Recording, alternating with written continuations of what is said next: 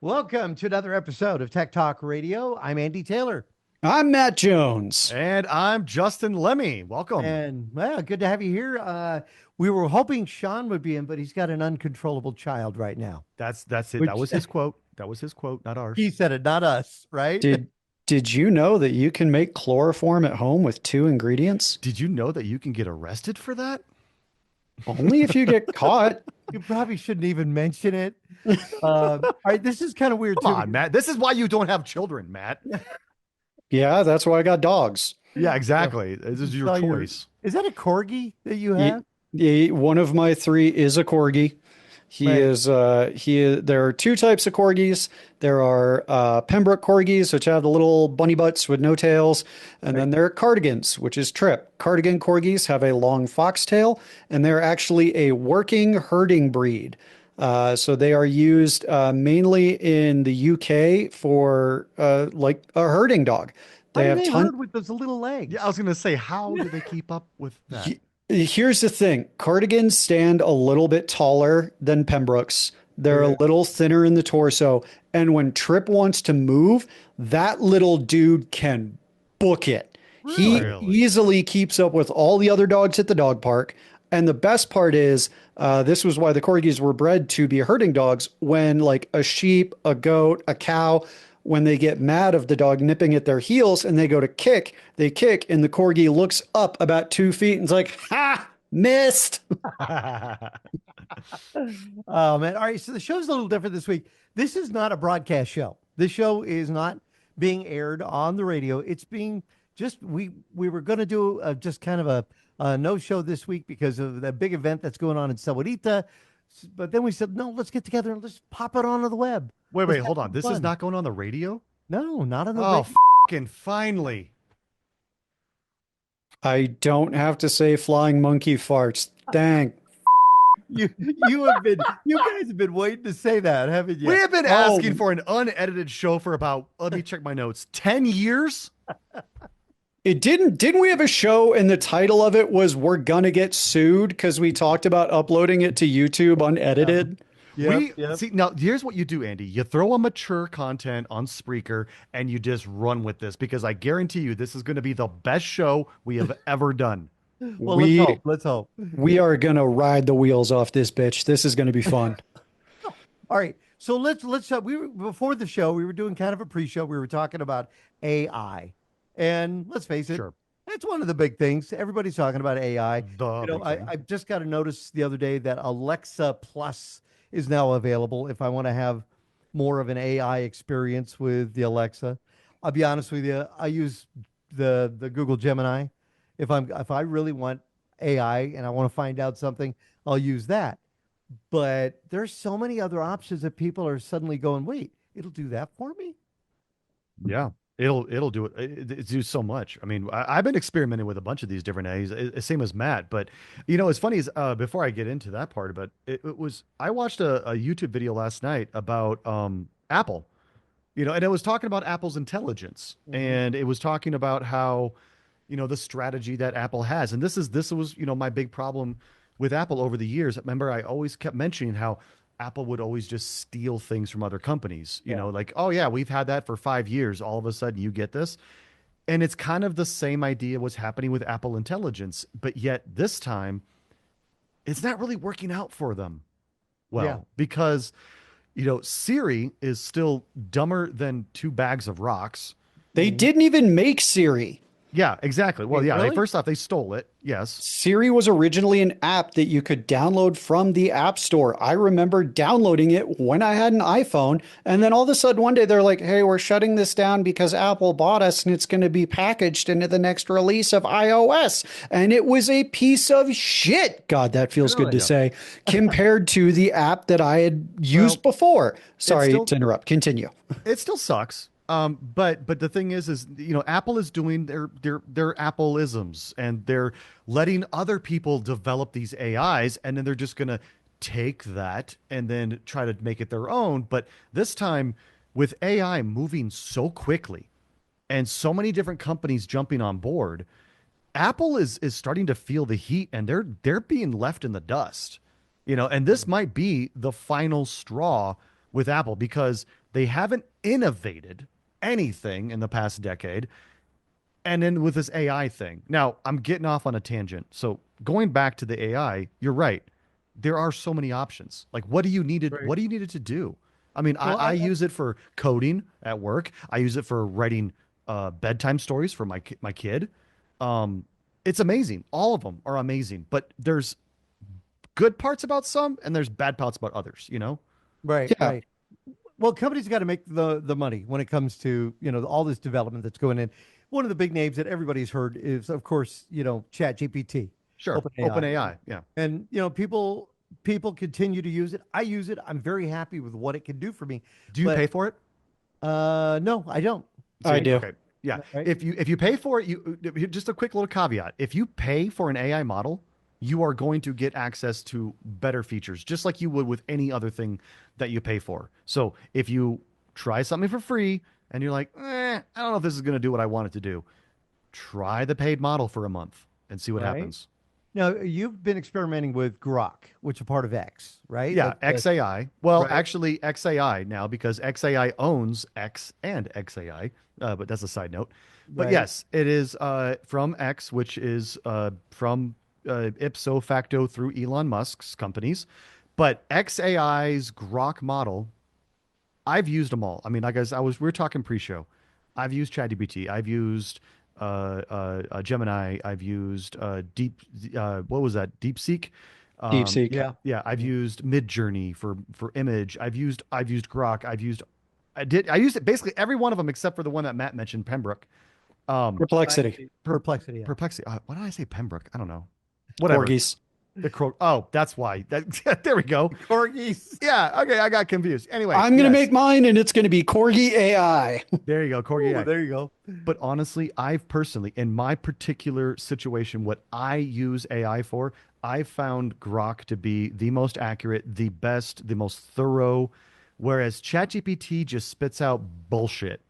Like Right. I just don't I just don't get it half the time. But Well, Matt, it's what do worked you for like? me because maybe I'm just using the basic features of it, thus Okay, not okay. paying for it. Well, true. Yeah. So for me, at work, I'm using Perplexity AI a lot because it's provided to us and it's one of the ones we're, through our security procedures and stuff that we're allowed to use. And I like Perplexity because it gives me access to the R1 model, to the Chat GPT models, to Grok What's models. R1? R1 is DeepSeek. Oh, yeah, yeah, you're right. So I have access to a lot of the different AI models that are out there through Perplexity, and I can do the deep research. I can do thinking mode where it, questions itself and really gets to it. But for me personally, I've been paying for ChatGPT, but I am seeing its limitations. And, you're talking about how coding is much better through Grok.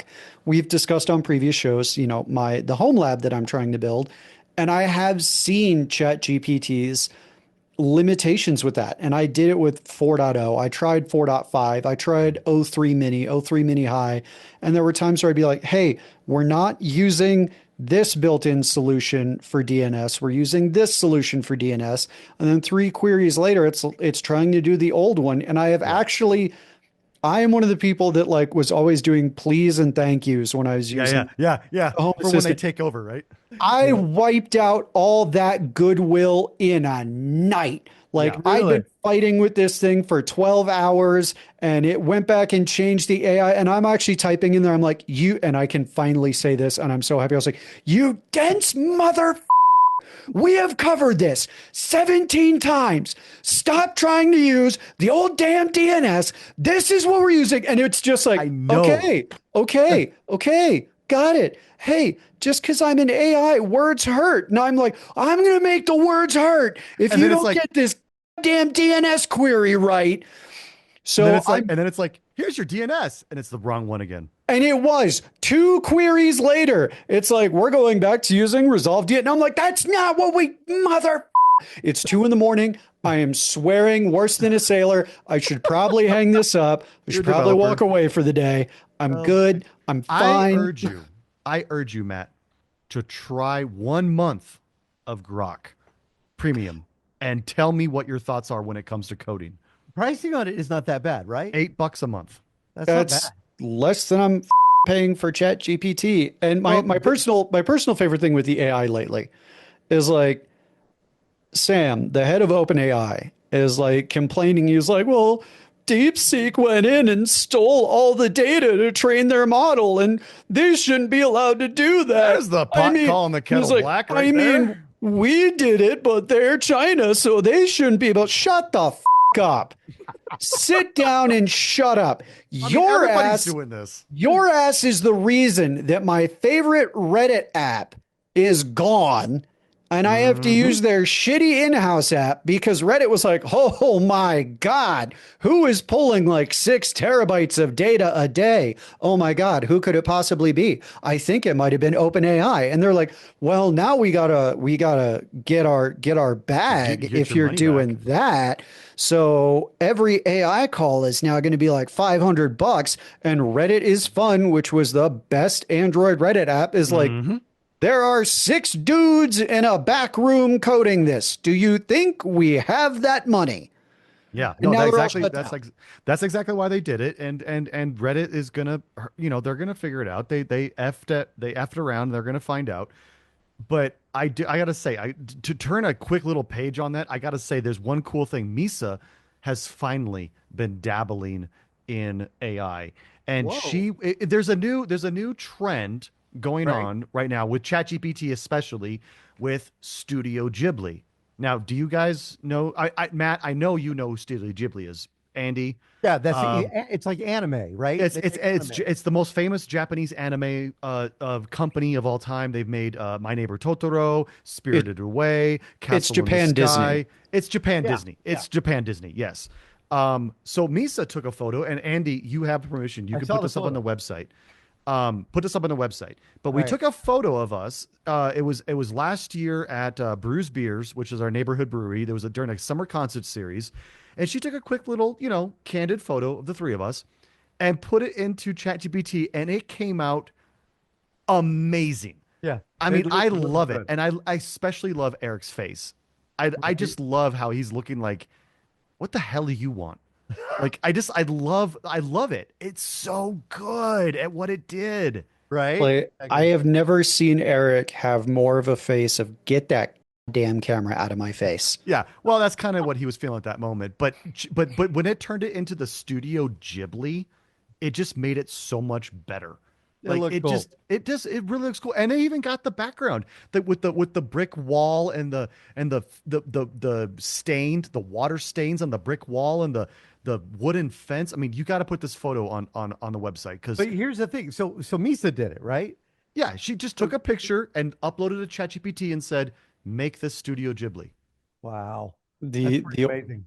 Now from a counter, like, it is amazing. It is.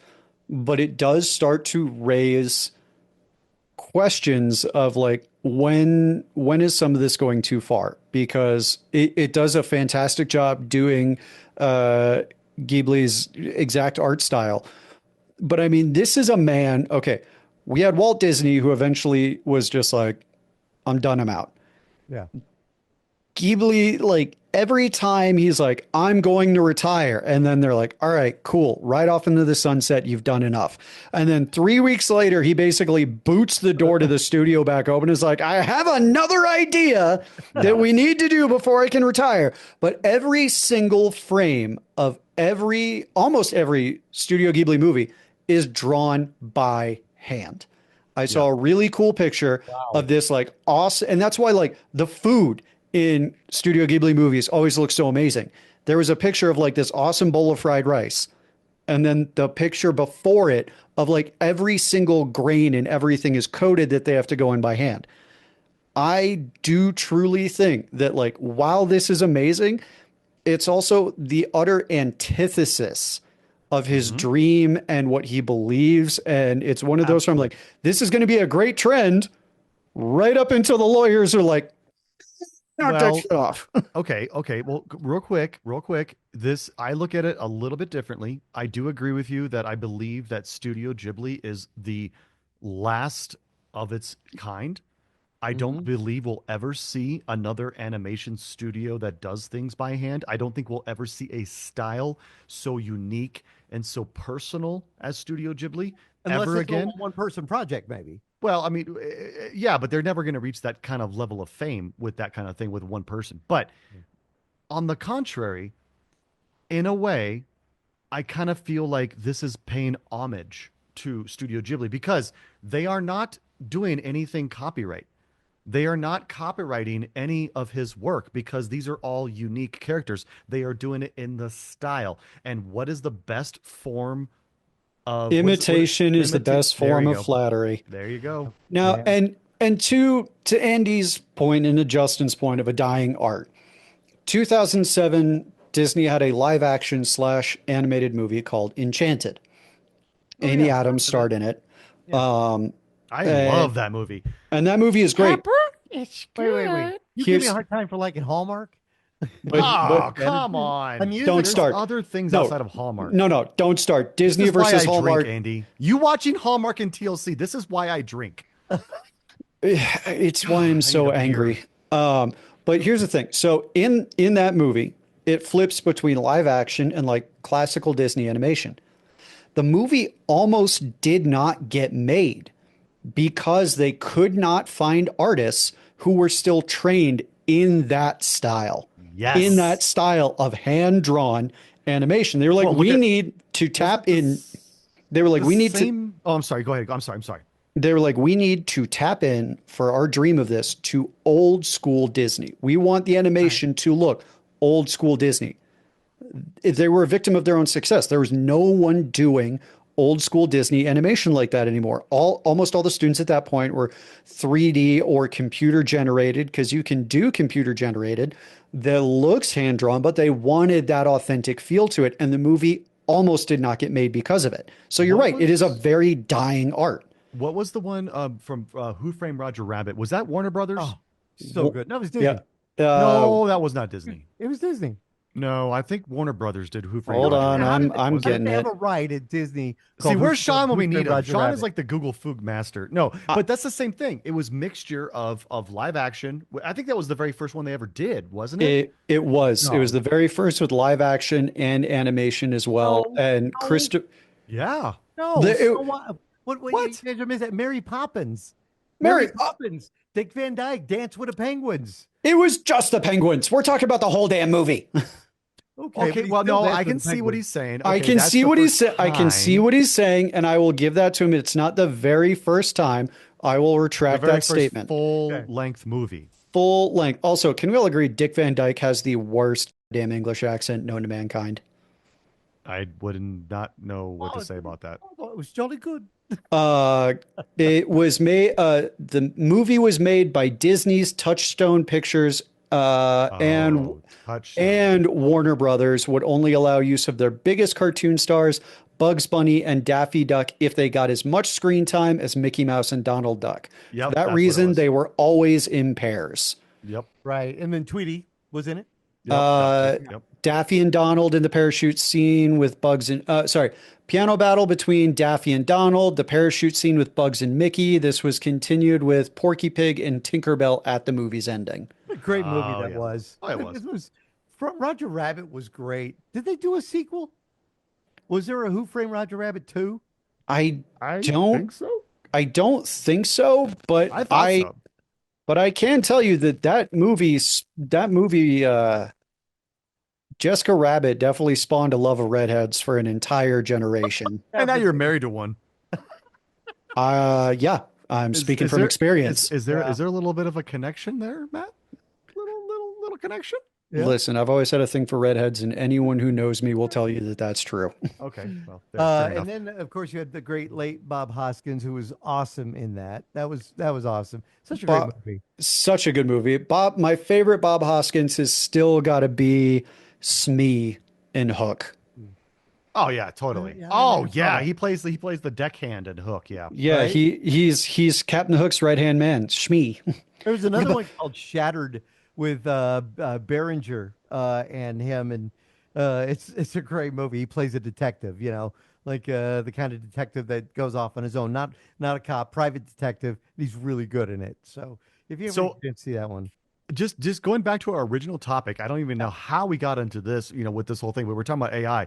I just asked Grok, was there a sequel to Who Framed Roger Rabbit? It took it 3 seconds and it spat out 7 paragraphs of information, basically saying, nope. Wow. But it talks about it in depth, and I'm not going to go into that. Right. That would have been cool. That would have been pretty cool to see. All Yeah. right. Speaking of seeing stuff, I think we all have Plex, don't we? I mean, Yeah. do we Yep. all have Plex? Plex is going to raise its price. Not for me. I got a Uh, lifetime pass. Lifetime, baby. I kind of wonder about that because so the annual Plex pass has been $39 for 10 years. And Plex put out a statement saying they've not increased their price in 10 years. So they have to increase it based on the next subscription price from $39 to They $69. don't provide crap, dude. Well, and then a bunch of press releases came out saying, "Oh, Plex is doing this now and doing that now and doing this now." So I don't know what they're changing up, but They're now not changing shit, dude. no, They don't provide anything. They're not worth it. I mean, yeah, I have the lifetime pass and I'm happy with that because I'll never have to pay them another dollar. never even I thought wish I about the never life. had to. What was the So, lifetime pass? 199? It was what, 119, I think, wasn't it? dude, when I bought the lifetime pass, it was 69. Okay, Yeah. see, I bought it for like 119 or maybe 199. I don't remember exactly. Now, here's the thing for Plex was kind of like one of the big innovators. Home done hosted Netflix. Oh, I'll give them that. I used it for years. I loved it. Um, They've been on the there's show before. Yeah. there's alternatives out there, man. And the big two right now are MB and Jellyfish. Now, do they allow you to set up your own media server? Yeah, Yep, jellyfish. that's what they both do. And I think not Jellyfish, Jellyfin. My Yeah, bad, yeah, yeah, yeah. Jellyfin. Jellyfin. I have tried Jelly them. Jellyfin is actually a fork of MB. Yeah, So I've tried them both, and What's the fork? a What the fork fork's a fork? a fork is basically so you've got the development pipeline going, and then they just split off from the project and did their own thing. They forked off the project. So when you think of it, the term came from like a fork in the road. All right. Yeah. So MB was a fork of Plex, and then Jellyfin was a fork of MB. Yep. So a fork Okay. of a fork. I'm Okay. gonna have to Like a try fork that. of the bork, And the bork. do they charge a lot for that for their service? I think Jellyfin is open source if memory serves, and MB you have to pay. But now, if you want to do like the TV guide and stuff with those, I do remember having to pay for the TV guide within Jellyfin, which is also contracted through a third party. So there is extra costs, but you're right, Matt. If you want to just set up a basic server, I think it's free. I run into a problem this week with Adobe, and You let's face always have a problem with Adobe, bro. well, Everyone's got a problem with Adobe. Adobe's got a true. problem with Adobe. Yeah, that's true. I have been a Adobe customer since before Adobe when it was Aldus. I found my disc the other day for Aldus Photo Styler, and I was looking for discs. That's why. But either way, here's the deal. So people are going to be forced to update their computers if they want to keep using them online, and when Windows changes from 10 to 11, and I decided build a new system for the studio. Right? Might as well do that. So I build a new computer, get it all ready to go. It's pretty fast, and it'll be taking over the Windows 10 system. And I go ahead and I go to my Adobe account, and I see my master collection 5.5 CS5 master, 5.5, most powerful collection ever that they put out. It had Dreamweaver, Premiere Pro, After Effects, Adobe Audition, which of course we use quite a bit, and it says download. So I go ahead and I download it. I create the media for it and I install it. I install it, fire it up, looks good, walk away, come back, and there is a nag screen that I need. It cannot be activated due to the fact that it's been activated on other devices. So I'm like, what? And I tried again, the whole bit. So I reached out to Adobe tech support. I got Bangalore, India, and talked to a nice gentleman who told me, he says, oh, yes, you have to deactivate it from other devices so it can be activated. And I thought, oh, okay. It's still showing it activated on the other computer. So I go ahead and I deactivate it. I go back to reactivate, won't let me activate it. So I thought, well, maybe it's on. I had it on my Asus laptop. Let me get it off my other laptop. I really don't use it on the laptop too much, so I deactivate it there. Still won't let me do it. I go to. I finally, I'm at a perplexed. I reach out to Adobe, and I said, I got this version of CS 5.5. It's perpetual license. Now, let me ask you guys, what does perpetual license mean? Same as I mentioned with Plex. Right? Forever. Lifetime. Lifetime, right? I got a perpetual license. I've deactivated it on 2 systems. I only have it installed on 1 system now, right? And the guy says, "Oh, yeah, okay, well, yeah, good you deactivated it, but unfortunately the servers for that have been retired, so you cannot reactivate." Oh my God. Oh, them. That's when you dig Yeah. out the terms of service and you sue those assholes. I'm wondering how many, and I reached out to my PR person because I have a license for the full suite, the newest one that expires in May. They were kind enough to let me take a look at it, but that goes away in May.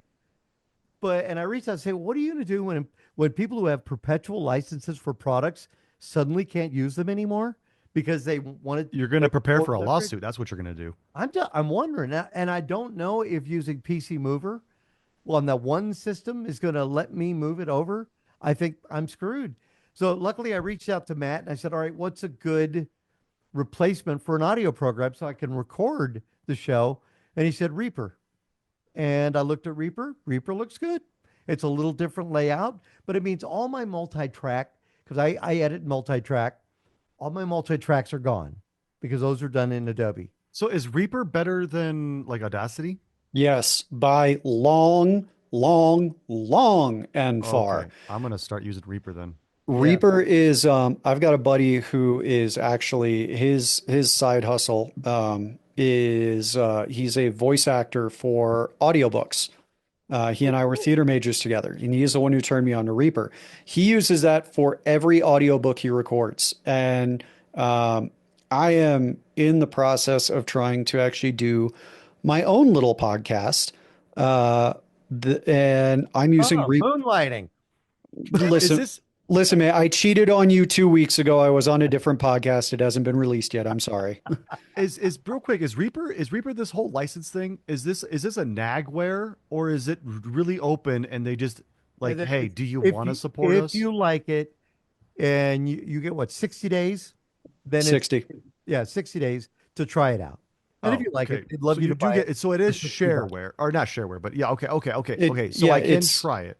And for people listening, it's reaper.fm is the website. I am downloading this right now. But I mean, I'm working on my own little podcast, and I've been using Reaper for that, and it's great.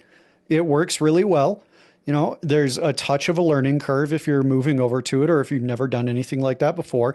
But if you're not used to it, there's tons of YouTube videos, there's tons of support docs, there's communities behind it. And honestly, like with some of the stuff Adobe has done recently, and this one was a new one to me of like, oh, we sunset the activation servers, so get wrecked and have a great day. Yeah, On you top can't of activate stuff. On top of the other stuff that they're horrible. doing, like if you do like Adobe Cloud and you're like, because I had it for a little bit when I was on Twitch and I was putting together some of my branding. At one point I was like, all right, I'm not using this anymore. Lee isn't using this for her stuff. I'm going to go ahead and cancel. They were like, oh, sure, you can go ahead and cancel. You just have to pay out the lifetime of the agreement for a cancellation fee. Oh, And I'm that's like, ridiculous. so you're charging me like now $400 to cancel? Like Adobe is the poster child, in my opinion, of something that you see in tech where a solution for photo editing, multi-track audio, whatever it may be, where the solution becomes the standard. And then as they're the standard, they start getting too big for their britches. And all these other ones like kind of start popping up like, hey, we could be the new solution, just letting you know. And they get too big for their britches. They start doing dumb PR shit. They start going to where it's like, I want more money. And they're going to blow themselves out of business. They really, in my opinion, really are. I would not be surprised if in 10 years, Adobe is a footnote of what not to do. Well, Yay, capitalism. they're jumping onto the AI bandwagon. I mean, they're trying really hard with that, with processing AI and stuff. And then the photographers were upset because it turned out that they didn't own their own works anymore. That was driving a lot of people crazy. Um, I could buy the suite if I wanted to, $720 a year That's to be able ridiculous. to use that. And I'm thinking there Eat are me. alternatives. Yeah, there are alternatives out there. Reaper looked good. Audacity I've used before. It's just a matter. I think it's just a matter for anybody who goes through this, like I'm going through now. You just got to get used to it. It's How do just you arm a track, dude? Oh, there it is. there you go. Yeah. um, the other one, for video, I found a program called Caden Live, and that's KDENLIVE. Because we do a lot of video too, and I do a lot of multi-track video as well. So again, that's one I'm looking at right I now. love open source. I reached out to Adobe PR. I said, what are you going to do? Can you reactivate the servers for people who install and upgrade to Windows 11 for anything that's above, say, Adobe Creative Suite 4? And that would include, some of the other programs. And they said they would get back to me. And that's it. But I mean, That's corporate for off. I pretty much think I'm Yeah. probably not going to hear from them again. Yeah. So unfortunately, people who have bought the Adobe products are, and I don't know if there's going to be a class action lawsuit. There's been other lawsuits that have been talked about. Will Yep. there be one? We're going to have to wait and find out. But That's crazy. I've got one more thing that I want to right. mention here. all right, We did something this weekend that Eric and I should say. I took him to the local hobby store up here in Westminster, just northwest of Lobby? Denver. Well, Hobby Town, Oh, okay. USA. That's bigger than the lobby. Yeah, Hobby Town. And he got to witness BattleBots. BattleBots. Oh my God, are you kidding me? Real Like- BattleBots? Yeah, real BattleBots, but on a much smaller scale. Yeah. They're like miniature BattleBots. So Okay. I didn't know about this, but there's a dude that he's a friend of mine, comes to trivia every week. And he actually participates in the BattleBots and he builds his own BattleBots. And we're talking about probably the size of a CD or maybe a record, I guess, and like a vinyl record if you really want to get big, but mostly about the size of a CD. These mini BattleBots, they're done from a company. The company that's local here is called Bot Rumble, and it's botrumble.com. It's a very super basic website. I really honestly don't recommend going to see much of it, but they're more on social media. You can go to Facebook, Instagram, whatever. But they set up this a little arena, and it looks just like the actual TV studio, but it's about 1/100th of the size. That's awesome. And there are people of all ages that will come to battle, and they print and they make their own robots. So I saw a bunch of robots being made, and these are all things that are from a 3D printer that have, you can find them on Thingiverse, and you can print out the shell. And the Thingiverse file also includes, talks about like what different motors and servos and other parts you might need to fit this particular bot. And the guide on the bots battles are, you have control bots and then you have combat bots, and the control bots are just trying to pin each other up against the wall or flip each other over, whereas the combat bots have an extra motor and they have spinning blades or saw blades or flip devices that'll flip you up in the air. And we got to watch this, and this is why I'm so happy to actually say this on an unedited podcast, because I'm sitting there with Eric and I'm looking at him and I'm like, do you like this, Eric? Do you think this is fun? And he turned to me, and as an 8-year-old child, he says, Dad, this is cool. Oh my God. No. And I was like, Oh. okay, well, actually, maybe Little innocent Eric. maybe not use that word, but yeah, do you want to get into this? And he's like, oh yeah, I want to get into this. And so now we're looking at digging out my old 3D printer to try to figure out if that thing still works, Right. to be able to print some stuff. Otherwise, Matt, I'll be hitting you up and paying you for your time.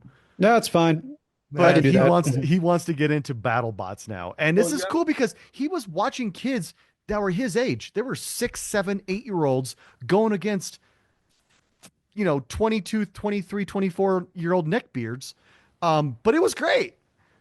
Neckbeards. I like it. I love it. I'm If you sorry, make one, you I had to gotta throw that share one it. in there. All right, anything else from anybody? I mean, I want to mention Going Postal, The Legacy Foretold is a new movie making its rounds at the film festival.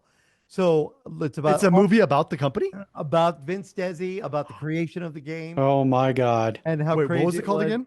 It's Going Postal, The Legacy Foretold. Now, I don't know, it's hitting the film festivals. I want to see that movie that's all about Lost. That's the one I want to see. That one hasn't been released, I think, yet on available to watch online. I'm hoping this goes online at least so we can, watch it and the whole bit and celebrate the movie. I Maybe have to get see Vince this. back on the show because it would be cool. Absolutely. Yeah, it'd be cool. Anyway, you got to look for that one. All right. All right, that's it for this week's Tech Talk Radio. I'm Andy Taylor. I'm Matt Jones. And I'm Justin Lemme. Thank you so much for listening. Please tell your friends and please don't tell on us for swearing. Have yourselves a great week.